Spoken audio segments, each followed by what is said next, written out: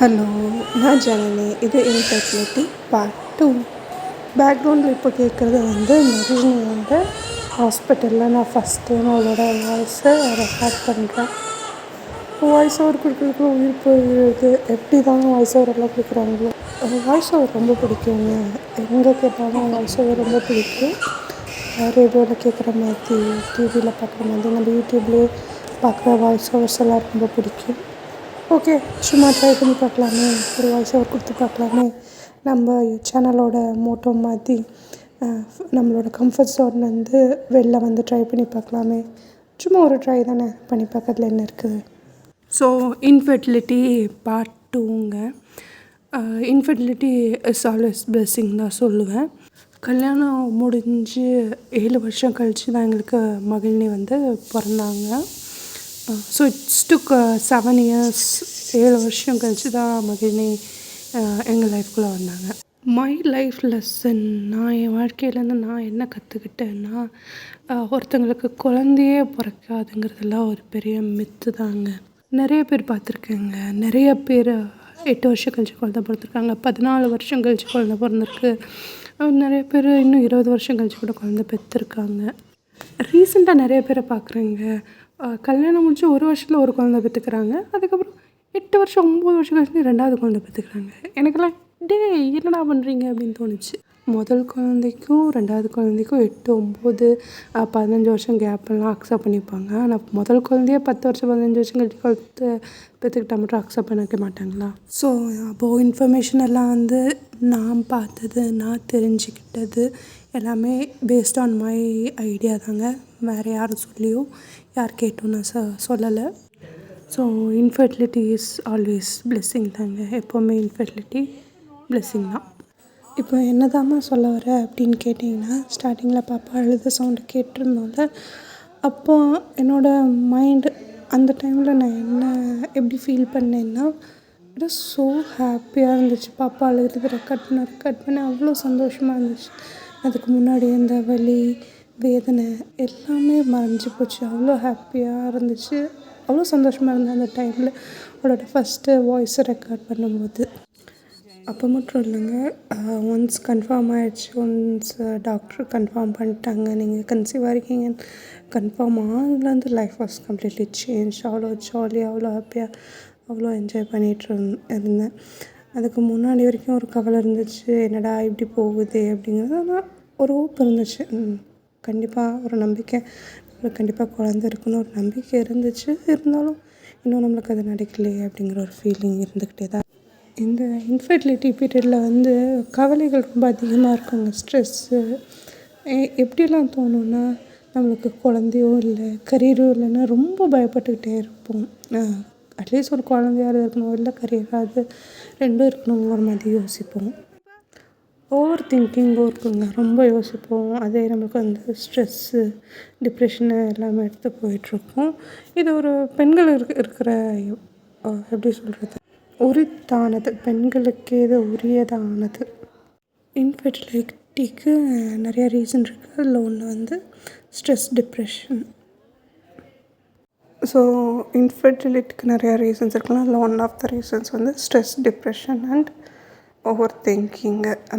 வேறு மாதிரி physical reasons எல்லாம் டாக்டர்கிட்ட போனாலே அவங்க எல்லாத்தையுமே சரி பண்ணிடுவாங்க. ப்ளட் டெஸ்ட்லேருந்து எல்லா டெஸ்ட்டையும் எடுத்து ஃபிசிக்கல் டிஃப்ரென்ஸ் பண்ணிடுவாங்க. ஆனால் மென்டல் டிஃப்ரென்ஸ் நம்ம கையில் தான் இருக்கும்.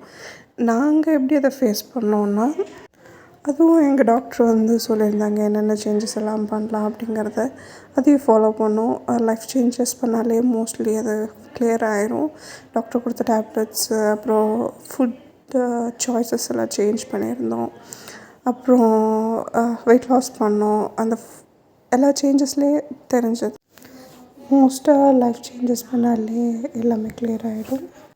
இப்போ எதுக்கு நான் இன்ஃபெர்டிலிட்டி பற்றி இவ்வளோ பேசுகிறேன்னா, இவ்வளோ கூடி தூக்குறேன்னா, இன்ஃபெர்டிலிட்டி எனக்கு அவ்வளோ கற்றுக் கொடுத்தது. காலேஜு, ஸ்கூலு சொல்லிக் கொடுக்காததெல்லாம் இன்ஃபெர்டிலிட்டி எனக்கு அவ்வளோ சொல்லிக் கொடுத்தது. வாழ்க்கையை வாழ சொல்லிச்சுங்க.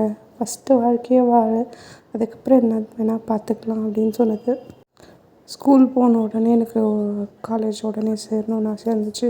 காலேஜ் முடிச்சோடனே உடனே வேலைக்கு போகணுங்கிற ஒரு ரஷ் இருந்துச்சு. வேலைக்கு போனோடனே உடனே கல்யாணம் பண்ணிக்கணுங்கிற ஒரு சொசைட்டியல் ப்ரெஷர், கல்யாணம் பண்ண உடனே குழந்த பெற்றுக்கணுங்கிற ஒரு ப்ரெஷர் இருந்துக்கிட்டே இருந்துச்சு.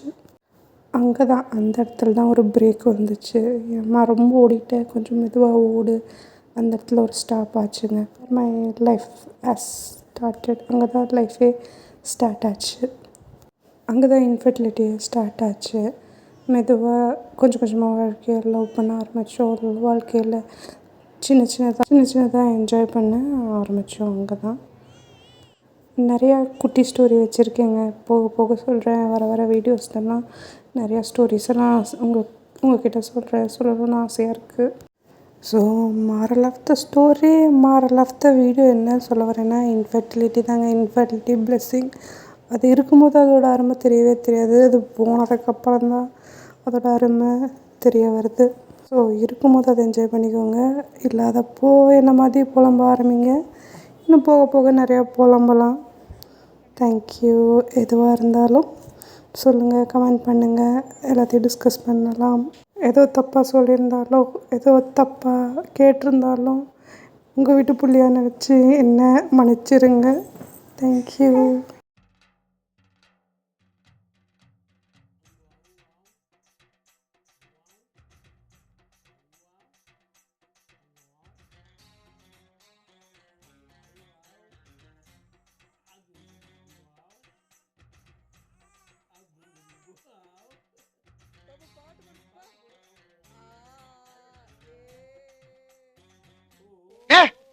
என்னடா பொசுக்குன்னு மலையாளம் பேசிவிட்ட? ஏண்டா இங்க வந்து 4 சாய் சனத்தை பார்க்கணுமே, இந்த மண்ணை மாத்தணுமே பிரயாசப்பட்டு வந்தோம்னா கேவலமா பேசிவிட்ட ராஸ்கல். எடி செருப்ப நாய பில்டப் பண்றணும், பீலா வரணும், அது முக்கியம் இல்ல. நம்ம எது பண்ணாலும் இந்த உலக நம்மள உடனே உத்து பார்க்கணும். நாதாரித்தனம் பண்ணாலும் நாசுக்கா பண்ணணும்டா. ஆனா நம்ம பண்றது 4 பேருக்கு புரியப்படாது, தெரியப்படாது.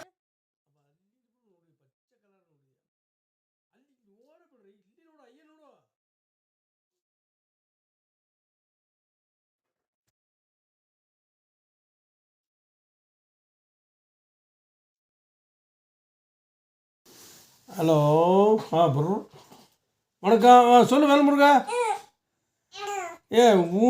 உன் நம்பரும் டிலீட் ஆகி போச்சு. நான் அந்த பாரு பாப்பா கத்துது பாரு. Hello uncle.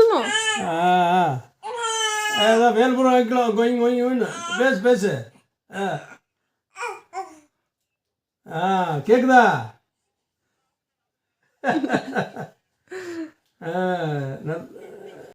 ಹೊಸ ಡ್ರೆಸ್ ಇಕ್ಕಿ ಸೂಪರ್ ಡ್ರೆಸ್ ಇಕ್ಕಿ ನಿನ್ನ ಅಪ್ಪಮ್ಮನಿಗೆ ಹೊರಿಯಾ ನಿನ್ನು ಅಪ್ಪಮ್ಮನಿಗೆ ಹೊರ್ತಾನೆ. ನಿನ್ನ ಅಪ್ಪಮ್ಮನಿಗೆ ತಾನೆ ಹೊರ ದಾರಮ್ಮನಿಗೆ ಹೊರ ಸಿಟ್ಟು ದಾರಮ್ಮನಿಗೆ ಹೊರಿ ಓದಿಯಾ. ಅಯ್ಯೋ ನಿಲ್ಸು.